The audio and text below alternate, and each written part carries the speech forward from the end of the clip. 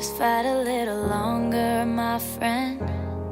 It's all worth it in the end. But when you got nobody to turn to, just hold on and I'll find you. Hi angels, how you doing today? I know you're doing good because you're blessed by the best. Back again with another video.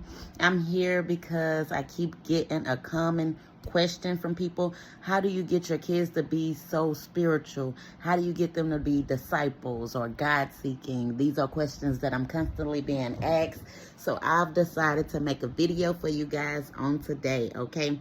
I took the time out to write down some of the things that came to my mind when I get these questions. So if you see me looking away or looking down, or it seems like I'm reading something, this is why. And I will also be reading out of the Bible to you guys. Okay, let's get right on into this video today. So the first thing I wrote down is examine your heart.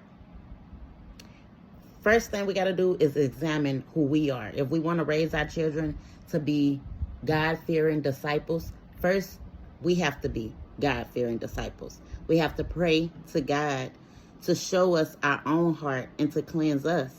Ask God to give you the determination and wisdom and knowledge to train up the child in the way that they should go. Our actions in response to our children dictate how they will act. So we have to be careful when we discipline them. We have to know when to be angry, when to come out of love. We have to know discernment. So the scripture I chose to back up what I'm telling you with this part right now would be Luke 6:45. I'm going to read it straight to you and show it to you so you know. A good man out of the good treasure of his heart brings forth good, and an evil man out of the evil treasures of his heart bring forth evil. For out of abundance of the heart, his mouth speaks. So we have to be careful with what we tell our children. We can't just tell them, oh, you so bad, you act just like your daddy. You ain't going to be nothing but just like your daddy, or whatever it is, negative things. We have to speak life into them and not death. We can't speak negative things over them. We have to only speak positive over our children's life, okay?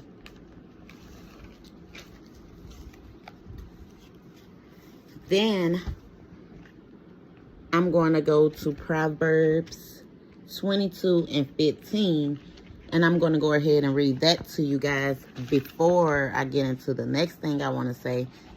I'm just going to keep giving you guys scriptures to go with what I'm telling you so you know what the word says and you know what I'm saying, okay? Let me flip this camera around so you can read along with me. Foolishness is bound up in the heart of a child. The rod of correction will drive it far from him. This reminds us a child will act foolish, but we can change it with wisdom, just as we do as adults. Learn to sow a seed of wisdom, not anger. We have to be understanding to their feelings and show them love just as we want. We don't always do things correctly, but we don't want people yelling and screaming at us and breathing down our neck just because we did something wrong. We want them to teach us in a loving manner. You have to think about it. A child is still a person. They want the same thing in return. They not unhuman, unnatural people because they're children. That don't mean you get to treat them any kind of way and talk to them any kind of way. You have to talk positivity. Once again, speak life. If we don't do it, that's the first thing, because we have to discipline them. Because if we do not discipline them, they will feel unloved and ignored. They will feel lonely. They will feel like we're missing the opportunity to teach them, and we don't care enough to take the time out and sit down and correct them. So correction is good for them mentally, emotionally, physically, and spiritually. They need that in their life to feel important. If God never corrected you and he let you get away with everything, you wouldn't feel loved either.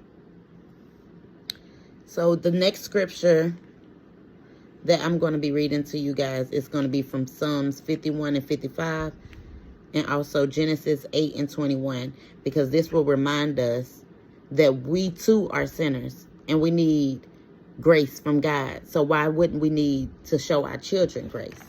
Let me go ahead, flip this camera around and show you guys.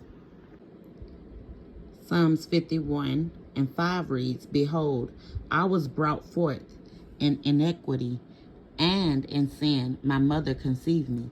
Which means you was a sinner too when you conceived your child. So your child was born into sin. They cannot control that.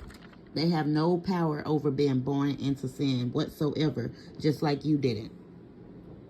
In Genesis 8:21 it reads, "And the Lord smelled a soothing aroma. Then the Lord said in his heart, I will never again curse the ground for man's sake, although the imagination of man's hearts is evil from his youth. Nor will I again destroy every living thing as I have done." This shows us that a child is born into sin. They going to sin. They are going to. Everybody's child is going to sin. So you can quit looking past that. Oh, my Johnny wouldn't do that. My Ray Ray wouldn't do that. My Sean, my Amanda, whoever wouldn't do that. Because yes, they would. They was born into sin. They are supposed to sin. It is up to us to correct them. We are to train up a child in the way that they should go. And when they're older, they shall not depart from it. They're going to do things. They were born into sin. But it's our job to correct it. We have to show correction. I'm going to go ahead and go to Proverbs 21:26 through 27. And then I'll give you my thoughts on that. Let me flip the camera around. Proverbs 21:26 through 27 reads, "He covets greedily all day long, but the righteous gives and does not spare. The sacrifice of the wicked is an abomination. How much more when he brings it with wicked intent?" This is how we should be as moms. They should know we are enough. They are cared for enough that we take the time out to teach them what God expects of them. And we take time out to learn what God expects of us. Ask God to fill you with the strength, wisdom, and knowledge that is needed to train up your child. You have to remember Jeremiah 29:11. "For he knows the plans that he has for you. Plans to prosper you and not to harm you. Plans to give you hope and a future." That goes for you and your child. God has plans for you and God has plans for your child. We don't know the plans that he has for us. We have to lean not on our own understanding, but trust in the Lord and what he have and what his will is for our life and our children's life. So we have to go to him to get that knowledge, wisdom, and understanding to train up our child in the way that he wants them to be. Because what's for my children might not be for your children. What's for your children might not be for your sister's children. What's for your sister's children might not be for your nephew's children. God is the only one that can lead the way. Remember that. Stay blessed, and I'll see you in the next video. Don't forget to like, share, and subscribe. Show a friend, tell your mama and them. All right? Peace.